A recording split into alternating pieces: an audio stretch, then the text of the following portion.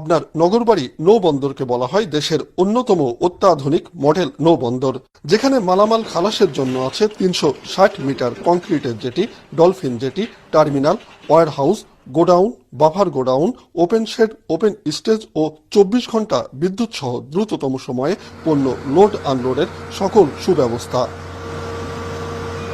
চালুর আগেই পাকা জেটি ও ক্রেন ব্যবহারে পণ্য খালাসে আধুনিক সুবিধা পেতে শুরু করেছেন আমদানিকারকরা। সংশ্লিষ্টরা জানান, বন্দরটি পূর্ণাঙ্গভাবে চালু হলে বদলে যাবে এ অঞ্চলের আর্থসামাজিক অবস্থা।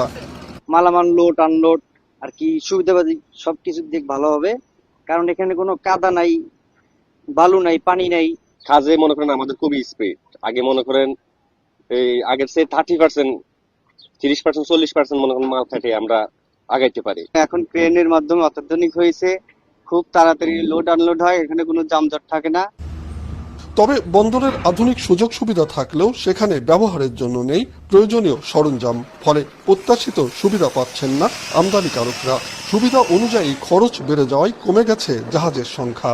জাহাজ মানে লাগায় মানে সব লেবাররা কাজ করতে পারে, কিন্তু দেখা যায় বর্ষা ছাড়া এখন যেন ক্যারিনে কাজ করতেছে, মানে দেখা যাচ্ছে যে আপনি লেবার কাজ করতে পারছে না। যে আমরা খরা মৌসুমে এই পোর্টে কাজ করতে পারি না এবং জাহাজ ফেরাতে পারি না।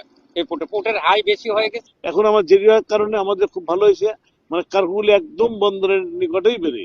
তা আমার তো মনে করি যে আমাদের তো যখন ইম্পোর্টাররা আসবে, যখন ইম্পোর্টার দেখবে বা ইম্পোর্টাররা এরকম আমাদের ব্যবসাটা ভালো হবে একটা।